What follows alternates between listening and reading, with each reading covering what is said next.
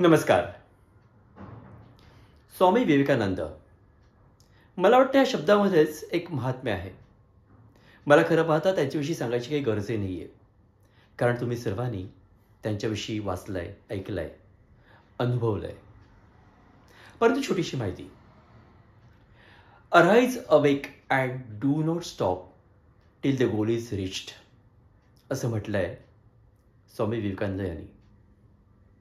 त्यांचं छोटंसं आयुष्य, केवळ 39 वर्षाचं, परंतु life of purpose and life of power ते जगले आणि त्यांनी लोकांना जगायला शिकवलं. 12 जानेवारी 1863 मध्ये त्यांचा जन्म कलकत्त्यामधला नरेंद्रनाथ दत्त या नावाने. आणि त्यानंतर त्यांनी घेतले शिकवण वेगवेगळ्या विद्यालयांमध्ये आणि नंतर ते बनले स्वामी विवेकानंद.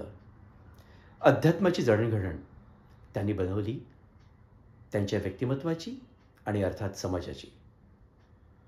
मला वाटतं एक सेल्फलेस सर्व्हिस कशी द्यावी याचं मूर्तिमंत उदाहरण म्हणजे स्वामी विवेकानंद.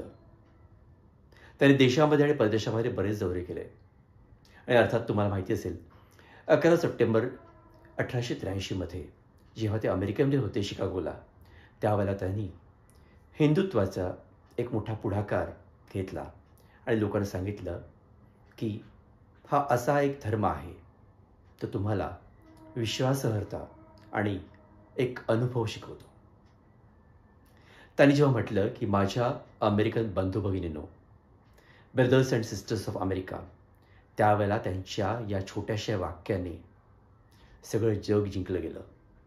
त्यांनी पूर्ण विश्वाला दाखवून दिलं की बंधुत्व म्हणजे काय, शांतता म्हणजे काय, युनिटी इन डायव्हर्सिटी म्हणजे काय, हे त्यांनी आपल्या भाषणातनं आणि वर्तमानातनं त्यांना दाखवलं.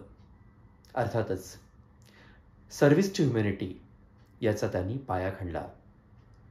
आज मी जेव्हा त्यांचं चरित्र वाचतो तेव्हा कळतं की स्वामींकडे जे काही होतं त्यातले बरेचसे गुण आपण आत्मसात केले.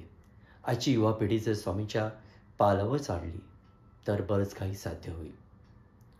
रामकृष्ण मिशनची संस्था ही पण त्यांनी स्थापन केली आणि अर्थातच त्यांचा एकच उद्देश होता की लोकांना इन्स्पायर करायचं.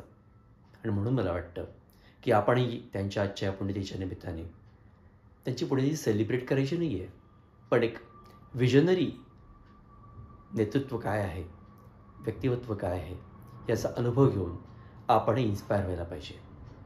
ते एक साधे मंक नव्हते, तर एक मनुष्य मोठी विजन घेऊन होता ज्याला विश्वकल्याण करायचं होतं. अर्थातच त्यांच्या या विश्वकल्याणाची धुरा आपणही सगळ्यांनी आपल्या परीने अंगावर घेतली पाहिजे. हीच त्यांची पुण्यतिथी आणि हाच त्यांचा गौरव. विनय.